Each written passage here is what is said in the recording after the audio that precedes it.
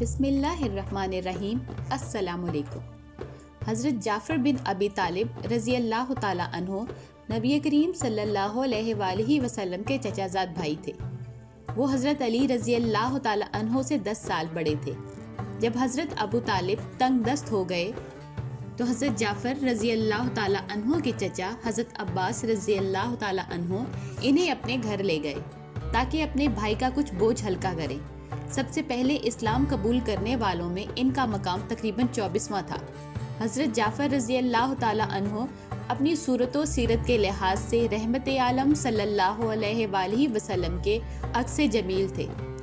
کفار مکہ کی ایذا رسانیوں سے تنگ آ کر حضور اکرم صلی اللہ علیہ وآلہ وسلم کی اجازت سے پہلے حبشہ کی طرف ہجرت کی۔ حبشہ کا حکمران نجاشی بڑا ذہین، فطین، رحم دل، عالم، فاضل اور عادل بادشاہ تھا۔ اگرچہ یہ نصرانیت کا پیروکار تھا، لیکن نبی کریم صلی اللہ علیہ وآلہ وسلم نے اس کی رحم دلی کا چرچا سن کر اپنی جان نثار مظلوم صحابہ کرام رضوان اللہ علیہم اجمعین کو اس کے پاس بھیجنا مناسب خیال کیا۔ مدینہ منورہ کی طرف ہجرت اختیار کرنے سے 8 سال پہلے، جبکہ آپ صلی اللہ علیہ وآلہ وسلم کو نبوت کا دعویٰ کیے ہوئے 5 سال ہو چکے تھے، مکہ معظمہ میں مسلمانوں کے لیے بڑا ہی پرآشوب دور تھا۔ ان دنوں اسلام قبول کرنا اپنی موت کے دعوت دینے کا مترادف تھا، جس کے بارے میں مشرکین مکہ کو پتہ چل جاتا کہ یہ شخص دائرہ اسلام میں داخل ہو چکا ہے، اسے انتہائی ظلم و ستم کا نشانہ بنایا جاتا۔ اس نازک ترین دور میں جب نبی کریم صلی اللہ علیہ وآلہ وسلم نے اپنے جانثاروں کو ظلم و ستم کی چکی میں پستے ہوئے دیکھا تو انہیں حبشہ کی طرف ہجرت کرنے کی اجازت مرمت فرمائی۔ اس دفعہ 83 افراد پر مشتمل مہاجروں کا قافلہ بحری راستے حبشہ کی طرف روانہ ہوا۔ ذہین و فطین اور حسین و جمیل، فصیح البیان اور قادر الکلام ہاشمی نوجوان حضرت جعفر بن ابی طالب رضی اللہ تعالیٰ عنہ کو اس قافلے کا سالار مقرر کیا گیا۔ حضور اکرم صلی اللہ علیہ وآلہ وسلم نے اسے اپنا سفیر نامزد کرتے ہوئے حبشہ کے حکمران نجاشی کے نام یہ خط دیا: بسم اللہ الرحمن الرحیم، محمد رسول اللہ صلی اللہ علیہ وآلہ وسلم کی جانب سے حبشہ کے حکمران نجاشی اسم کے نام، سلامت رہو، تعریف ہے اس اللہ کی جس کے سوا کوئی معبود حقیقی نہیں، وہ بادشاہ پاک باز، سلامتی دامن والا اور غالب ہستی ہے۔ میں گواہی دیتا ہوں کہ عیسیٰ ابن مریم اللہ کی روح اور اس کا وہ حکم ہے جسے اس نے پاک دامن مریم کی طرف القا کیا، جس کی بنا پر وہ عیسیٰ علیہ السلام کی صورت میں حاملہ ہوئی۔ اللہ نے اسے اپنی روح اور پھونک سے پیدا کیا، جیسا کہ اس نے آدم علیہ السلام کو اپنے ہاتھ اور پھونک سے پیدا کیا۔ میں آپ کو اس ایک اللہ کی طرف دعوت دیتا ہوں جس کا کوئی شریک نہیں، اور اس سے دوستی و محبت کی بنیاد پر اس کی اطاعت اختیار کرنے کا پیغام دیتا ہوں۔ آپ میری اطاعت کریں اور وہ شریعت جو میں لے کر آیا ہوں اس پر ایمان لے آئیں۔ میں اپنے چچا کے بیٹے جعفر رضی اللہ تعالیٰ عنہ کو آپ کی طرف بھیج رہا ہوں۔ اس کے ساتھ دیگر فرزندان اسلام بھی ہیں۔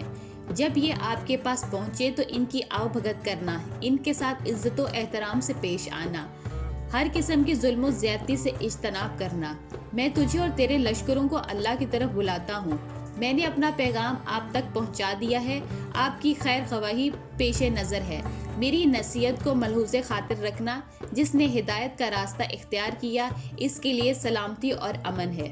اس خط کے مندرجات سے بخوبی اندازہ لگائیں کہ نبی کریم صلی اللہ علیہ وآلہ وسلم نے ہمسایہ ملک کے سربراہان سے تعلقات استوار کرنے کے لیے اور ان سے مفید کام لینے کے لیے کس طرح حکیمانہ انداز میں سفارتی طرز عمل کو اختیار کیا۔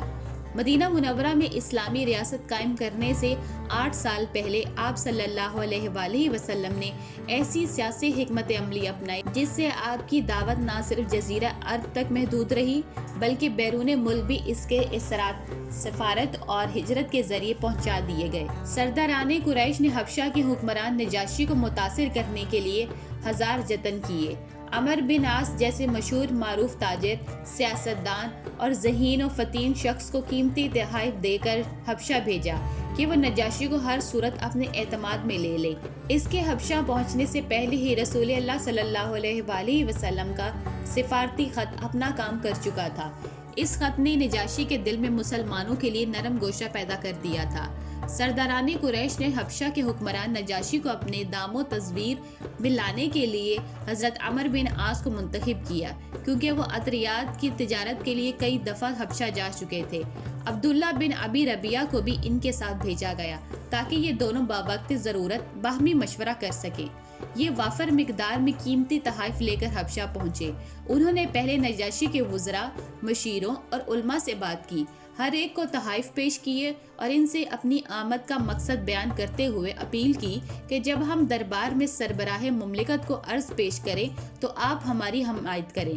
ہر ایک نے حامی بھر لی اور وعدہ کر لیا کہ آپ بے فکر رہیں، ہماری طرف سے آپ کا بھرپور تعاون ہوگا، جیسا تم چاہو گے ویسا ہی ہوگا، بس آپ یوں سمجھے کہ تیر نشانے پر لگ چکا ہے۔ قریش کے یہ دونوں نمائندے جب نجاشی کے دربار میں حاضر ہوئے، آداب بجا لانے کے بعد قیمتی تحائف پیش کیے۔ نجاشی نے پوچھا، آئیے کیسے آنا ہوا؟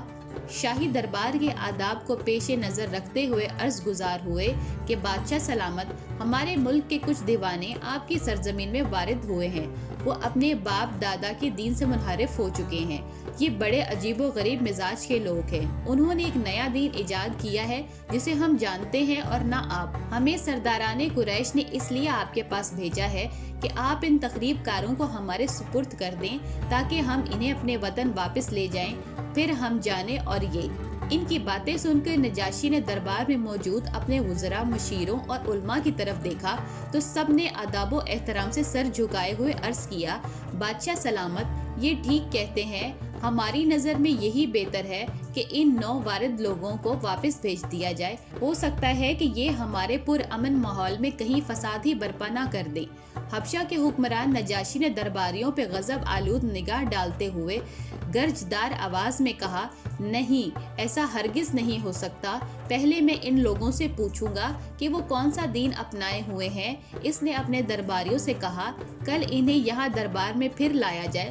سرکاری ہرکارے نے جب نجاشی کا پیغام مہاجرین کو دیا تو وہ سب مل بیٹھ کر سوچنے لگے کہ اب ہمیں کیا موقف اختیار کرنا چاہیے۔ آخر کار یہ فیصلہ ہوا کہ نجاشی اگر ہمارے دین کے بارے میں پوچھے تو اسے صاف صاف بتا دیا جائے، کسی چیز کو چھپایا نہ جائے، اس کے نتیجے میں جو کچھ ہوگا دیکھا جائے گا، اور اس کے ساتھ گفتگو کا فریضہ حضرت جعفر بن ابی طالب سر انجام دیں گے۔ دوسرے دن مہاجرین کا قافلہ بے خوف و خطر اللہ کی یاد کو اپنے دل میں بسائے ہوئے نجاشی کے دربار میں داخل ہوا، سلام کیا، حاضرین پر ایک طائرانہ نگاہ ڈالی اور بیٹھ گئے۔ وہاں جبہ و دستار پہنے نصرانیت کے بڑے بڑے پوپ کتابیں کھولے بڑی شان و شوکت سے بیٹھے ہوئے تھے۔ مکہ سے آئے ہوئے قریش کے دونوں نمائندے بھی وہاں موجود تھے۔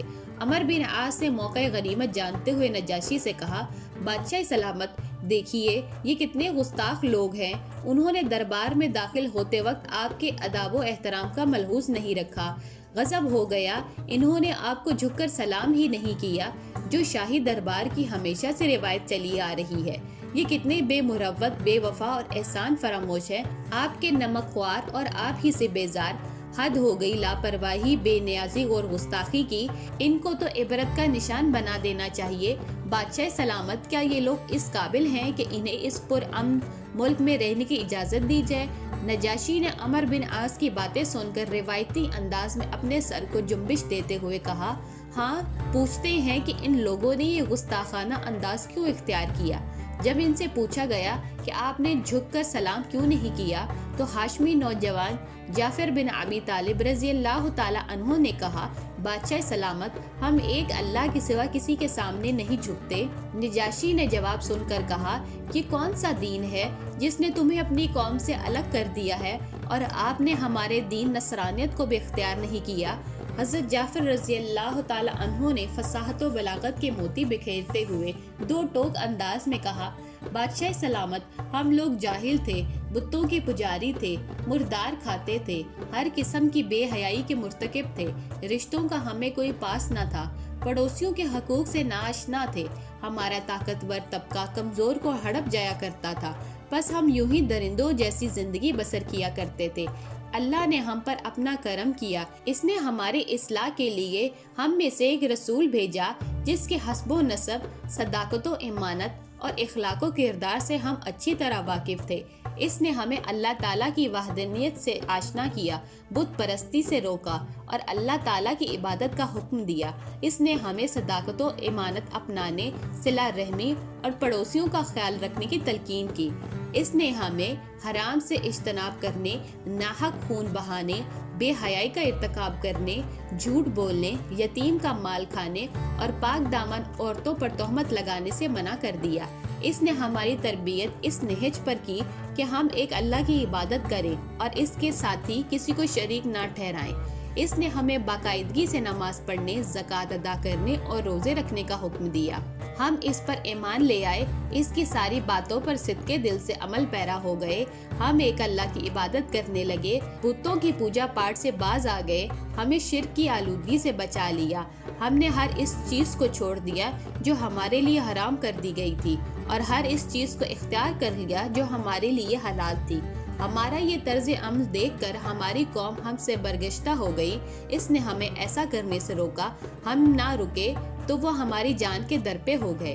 ہمیں طرح طرح کی سزائیں دینے لگے تاکہ ہم مجبور ہو کر اذیت ناک سزاؤں کی تاب نہ لاتے ہوئے دوبارہ وہی روش اختیار کر لیں جس پر ہم پہلے گامزن تھے۔ یہ لوگ چاہتے ہیں کہ ہم اللہ کی عبادت چھوڑ کر بتوں کی پجاری بن جائیں، ہم پھر سے بدکاری کا راستہ اختیار کر لیں۔ جب انہوں نے ہمیں اذیت ناک صورتحال سے دوچار کیا، ہمیں ناقابل برداشت سزائیں دینا شروع کر دی، تو ہم تنگ آ کر اپنا گھر بار چھوڑ کر آپ کے پاس چلے آئے۔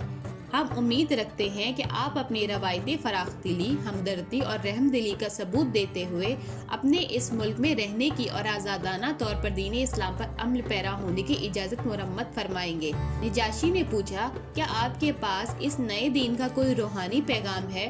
حضرت جعفر رضی اللہ تعالیٰ عنہ نے کہا، بالکل، ہمارے پاس روحانی، ایمانی اور آسمانی پیغام ہے۔ نجاشی نے کہا، وہ ذرا ہمیں بھی سنائیں۔ حضرت جعفر رضی اللہ تعالیٰ عنہ نے درد بھرے انداز میں سورہ مریم کی تلاوت شروع کر دی۔ ان کے دل سوز آواز میں انوکھا کلام سن کر دربار میں سناٹا چھا گیا۔ یہ رقت انگیز پیغام سن کر نجاشی کی آنکھوں سے آنسو ٹپکنے لگے، علماء کی آنکھوں سے بھی آنسو جاری ہو گئے، جس سے ان کے سامنے پڑی ہوئی کتابیں بھیگ گئیں۔ ہر طرف سے آہوں اور سسکیوں کی آوازیں آنے لگی۔ قریشی نمائندے یہ منظر دیکھ کر انگشت بت نہ رہ گئے۔ انہوں نے دیکھا ہر کوئی رو رہا ہے۔ اس پر کیف حالت میں دربار برخاست ہوا تو قریشی نمائندہ عمر بن عاص اپنے ساتھی سے کہنے لگا، ارے بھائی، یہ کیا ہو گیا؟ میں یہ کیا دیکھ رہا ہوں؟ یہ کیا جادو چل گیا؟ ہم اپنی قوم کو منہ دکھانے کے قابل بھی نہ رہے، ہماری ساری محنت دھری کی دھری رہ گئی۔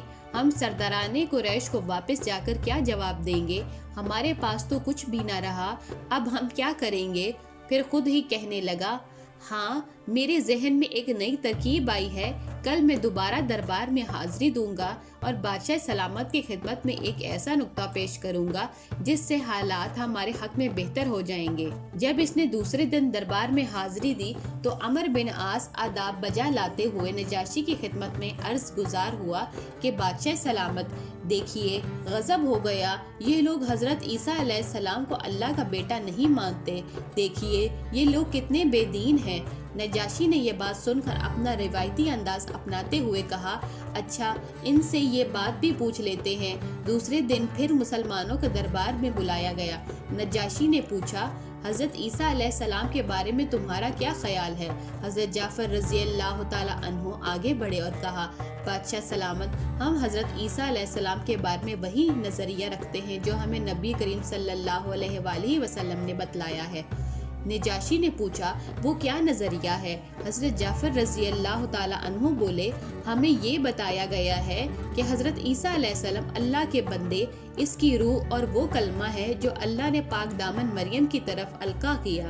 یہ بات سن کر نجاشی نے بڑے جوش کے ساتھ اپنا ہاتھ میز پر مارتے ہوئے کہا، اللہ کی قسم، حضرت عیسیٰ علیہ السلام بالکل وہی کچھ ہیں جو آپ نے بیان کیا، اس کے سوا کچھ نہیں۔ اس کے بعد نجاشی نے مہاجرین کو مخاطب کرتے ہوئے کہا، آپ میرے مہمان ہیں، آپ یہاں اطمینان سے زندگی بسر کریں، آپ کو ہماری طرف سے ہر قسم کی سہولت مہیا ہوگی۔ میں دل کی گہرائیوں سے آپ کی قدر کرتا ہوں۔ کوئی اگر آپ کو اپنے قبضے میں لینے کے لیے مجھے سونے چاندی کے پہاڑ بھی پیش کرے تو میں اسے ٹھکرا دوں گا۔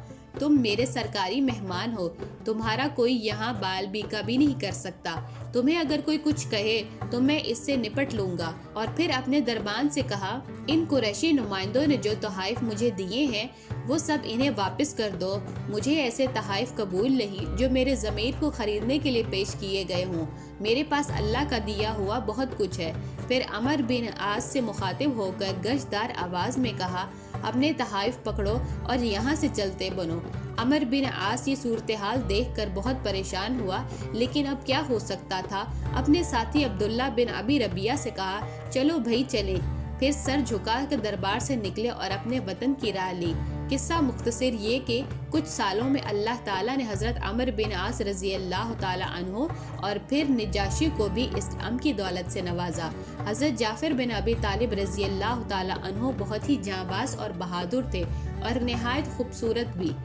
8 ہجری کی جنگ موتا میں امیر لشکر ہونے کی حالت میں 41 برس کی عمر میں شہادت سے سرفراز ہوئے۔ حضرت جعفر رضی اللہ تعالیٰ عنہ کی شہادت کا اعلان کرنے کے بعد حضور صلی اللہ علیہ وآلہ وسلم حضرت جعفر رضی اللہ تعالیٰ عنہ کے گھر تشریف لے گئے۔ اس وقت ان کی اہلیہ حضرت اسماء بنت امیس رضی اللہ تعالیٰ عنہا آٹا گوندھ چکی تھی اور بچوں کو نہلا دھلا کر کپڑے پہنا رہی تھی۔ حضور صلی اللہ علیہ وآلہ وسلم نے فرمایا، جعفر رضی اللہ تعالیٰ عنہ کے بچوں کو میرے پاس لاؤ۔ انہوں نے ان کو حاضر خدمت کیا تو حضور صلی اللہ علیہ وآلہ وسلم آپ دیدہ ہو گئے اور ان کو پیار کیا۔ حضرت اسماء رضی اللہ تعالیٰ عنہا مضطرب ہو گئیں اور پوچھا، یا رسول اللہ صلی اللہ علیہ وآلہ وسلم، میرے ماں باپ آپ صلی اللہ علیہ وآلہ وسلم پر قربان، کیا حضرت جعفر رضی اللہ تعالیٰ عنہ کے بارے میں کوئی خبر آئی ہے؟ حضور صلی اللہ علیہ وآلہ وسلم نے فرمایا، ہاں وہ شہید ہو گئے۔ یہ سن کر حضرت اسماء رضی اللہ تعالیٰ عنہا رونے لگی۔ خبر پاتے ہی محلے کی عورتیں ان کے گرد جمع ہو گئیں اور ان کی دل جوئی کرنے لگیں۔ اس کے بعد سرور عالم صلی اللہ علیہ وآلہ وسلم اپنے گھر تشریف لے گئے اور ازواج مطہرات سے فرمایا کہ حضرت جعفر رضی اللہ تعالیٰ عنہ کے بچوں کے لیے کھانا پکاؤ، آج وہ اپنے ہوش میں نہیں ہیں۔ ان کی شہادت کے 3-4 دن بعد رحمت عالم صلی اللہ علیہ وآلہ وسلم ان کی بیوہ حضرت اسماء بنت امیس رضی اللہ تعالیٰ عنہا کے پاس بیٹھے تھے کہ آپ صلی اللہ علیہ وآلہ وسلم کی زبان مبارک سے نکلا، وعلیکم السلام ورحمۃ اللہ۔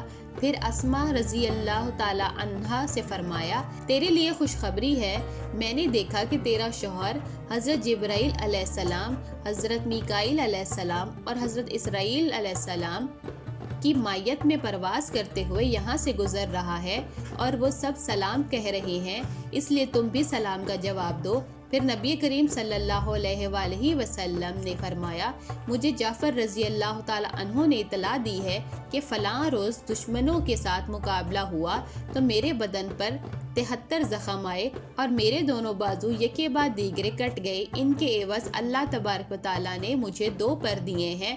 اب میں جبرائیل علیہ السلام اور میکائیل علیہ السلام کے ساتھ اڑتا ہوں، جنت میں جدھر جی چاہتا ہے جاتا ہوں اور جو میوہ پسند آتا ہے کھاتا ہوں۔ حضرت اسماء یہ سن کر بہت خوش ہوئیں اور کہا، جعفر کو یہ اعزاز مبارک ہو۔